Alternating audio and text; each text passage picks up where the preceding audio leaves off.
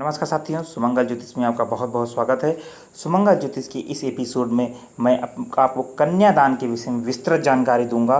कन्यादान और ब्राह्मणों की परिचर्या का महात्म्य क्या है, इसके विषय में संपूर्ण जानकारी आपको दूंगा मैं।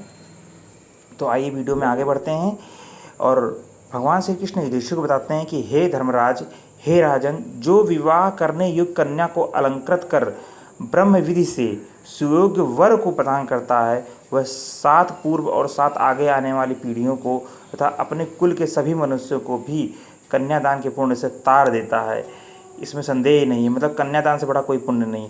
जो प्रजापत्य विधि के द्वारा कन्यादान करता है वह दक्ष प्रजापति के लोगों को प्राप्त करता है। वह अपना उद्धार कर अपार पुण्य प्राप्त करता है तथा अंत में स्वर्गलोक को पाता है। जो पृथ्वी, गौ, अश्व, गज का दान हीन वर्ण को करता है वह घोर नरक में पड़ता है। शुल्क लेकर कन्या का दान करने वाला घोर नरक प्राप्त करता है। इसलिए कभी भी पैसा लेकर कन्यादान नहीं करना चाहिए और हजारों वर्षों तक अपवित्र लाला भक्षण करता हुआ नरक में जीवन व्यतीत करता है। पैसा लेकर कभी दान नहीं करना चाहिए कन्या का। इसलिए सवर्णा कन्या सवर्ण को ही प्रदान करनी चाहिए। ब्राह्मण के बालक अथवा किसी अनाथ को चूड़ाकर कर्ण उपनयन आदि संस्कार संस्कृत करता है, वह अश्वमेध यज्ञ का फल प्राप्त करता है। अनाथ कन्या का विवाह कराने वाला स्वर्ग में पूजित होता है। जो लोग अनाथ कन्या का विवाह करवाते हैं वो बहुत महान व्यक्ति होते हैं, उनके स्वर्ग में भी पूजा होती है, ऐसा शास्त्रों में बताया गया है।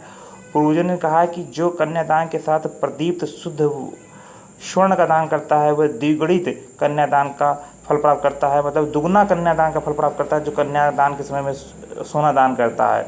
कन्या की पूजा से विष्णु की पूजा के समान पुण्य प्राप्त होता है। मतलब अगर आप कन्यादान कर रहे हैं, उसमें कन्या का पूजन कर रहे हैं, अगर कन्या ही पूजन कर रहे हैं तो विष्णु भगवान की सेवा के बराबर फल प्राप्त होता है। महाराज, पृथ्वी पर ब्राह्मण ही देवता हैं, स्वर्ग में ब्राह्मण ही देवता हैं। इतना ही नहीं, तीनों लोकों में ब्राह्मण से सर्वश्रेष्ठ कोई नहीं है।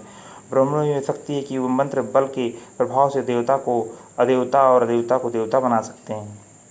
इसलिए महाभागो, ब्राह्मण की सदा पूजा करनी चाहिए। देवगण ब्राह्मण से ही पूर्व में उत्पन्न हुए, ऐसा स्मृतियों का कथन है। स्मृतियाँ बताती हैं कि देवताओं को उद्भव जो है ब्राह्मणों से हुआ। वो व्यक्ति जो भगवान की पूजा करता है और धर्मशास्त्रों का अध्ययन करता है और उनके अनुसार आचरण करता है वो ब्राह्मण पूजनीय है और देवता तुल्य हो जाता है। संपूर्ण जगत ब्राह्मण से ही उत्पन्न है, इसलिए ब्राह्मण पूजितम है। देवगण, पितृगण, ऋषिगण जिसके मुख से भोजन करते हैं उस ब्राह्मण से श्रेष्ठ और कौन हो सकता है।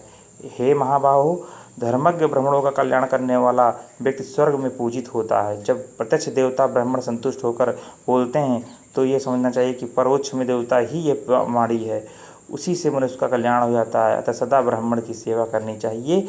ये है कन्यादान और ब्राह्मणों की परिचर्या का महत्व। मैंने पहले कन्यादान के विषय में बताया, फिर ब्राह्मणों की परिचर्या के विषय में आपको बताया कि इनकी परिचर्या क्या है।